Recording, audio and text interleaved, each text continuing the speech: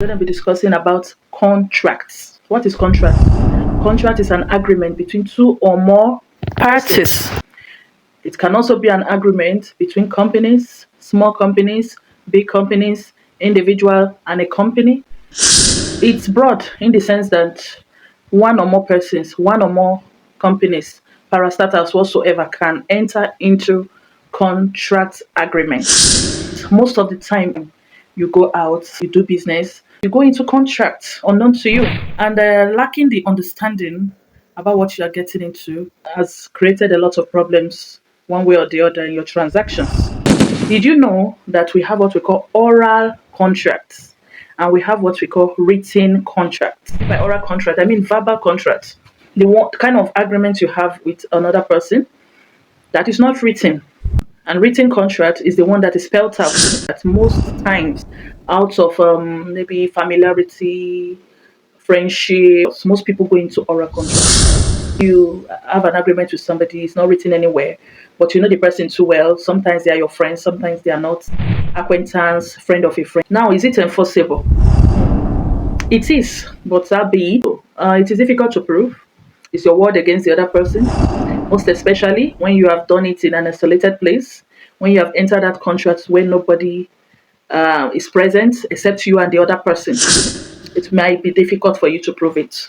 So if you find yourself being in a situation where you have no choice than to embark on an oral contract, I guess you should have it at the back of your mind that you shouldn't necessarily be the only person present in that particular place. In an age of technology, we have devices, we are exposed now to camera, we are exposed to videos, and a whole lot.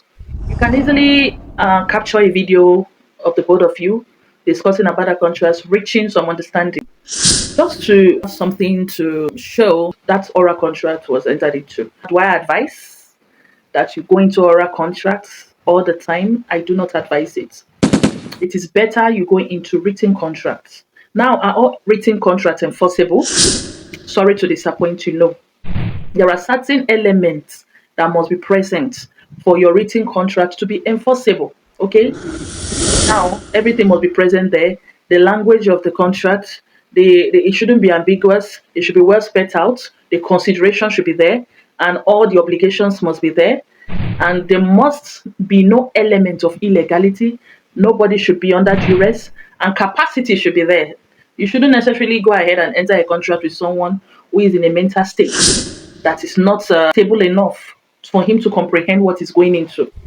For example, going into a contract with a minor, there's no adult present, there's no guardian present, you enter the contract with a minor, no, that's not enforceable.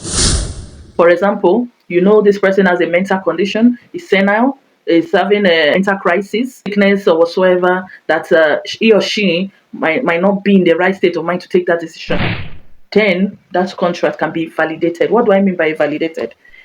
That contract can be rendered void by reason of that illegality, by reason of that taking undue influence and advantage, by reason of the fact that there are elements that shows that capacity of the individuals entering the contract was not there. Okay, I hope you comprehend and you understand all that I've said so far.